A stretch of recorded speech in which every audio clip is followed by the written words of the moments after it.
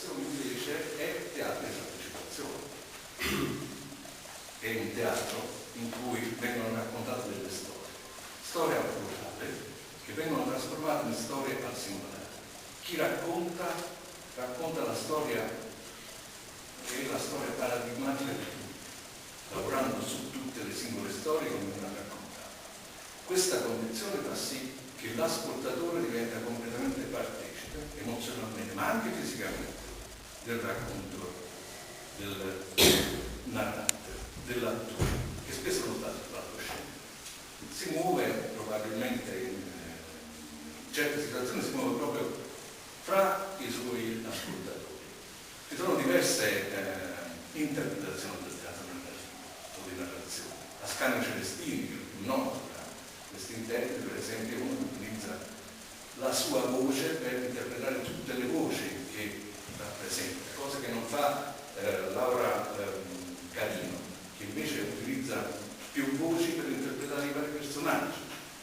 Diversamente invece Marco Paolini si muove dallo scritto verso l'oralità e così Valiani mette in scena, nell'oralità del narratore, la letteratura. Sono diverse angolazioni che traggono però tutta ispirazione a un modello paradigmatico, che è quello del narratore di fianco, quello che Walter Benjamin chiama vero narratore, quello che è il traghettatore delle sensazioni del buio verso la luce dell'oscurità, è colui che crea dei ponti, che sono i ponti emozionali, partecipativi, in cui ognuno proietta la propria partecipazione alla vita comune e individuale. Questo è quello che gli aveva raccontato l'altro figlio, Giulius, il maggiore, Maleosta, che il giovane pastore gli aveva portato per omaggi, e cantavano così. Papà, papà, viene ma scritte non me la sa, la penna da uccello grifona, frate m'è stato un traditore, e m'accise e m'ha scannata dentro un bosco ma sotterra. Pare, che mi stretto non mi lasciare una penna d'uccello grifone, mio fratello, è stato un traditore, mi ha ucciso, scannato, e dentro un bosco mi ha sotterrato. Giuseppe una volta un re che aveva 3 figli, un maschio e una femmina. Un brutto giorno, un re si ammalava all'occhio.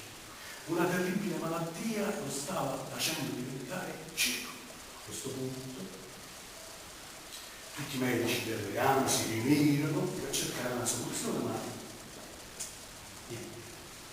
niente da fare. A cura non si trovava.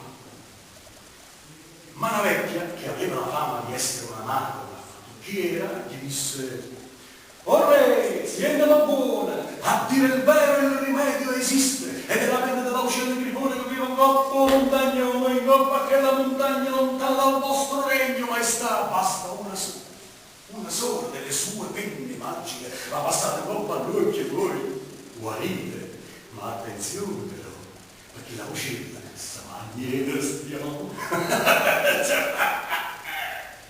Il giorno dopo il re mandò un bando per tutto il paese. Attenzione! Popolazione! Vorrei andare a brutta malattia per guarire, ho bisogno di una penna dell'uccello grifone. Chiunque di voi sarà capace di salire dopo montagnone e affrontare tutti i pericoli e portargli la penna magica, il re gli darà scusa sua figlia, la principessa Carolina. E pur metà del regno maschile, il re sarà molto generoso con chi gli salverà a vista e lui. Attenzione! Popolazione! Chi di voi è l'eroe? Uè, c'è stesso tra di voi un eroe?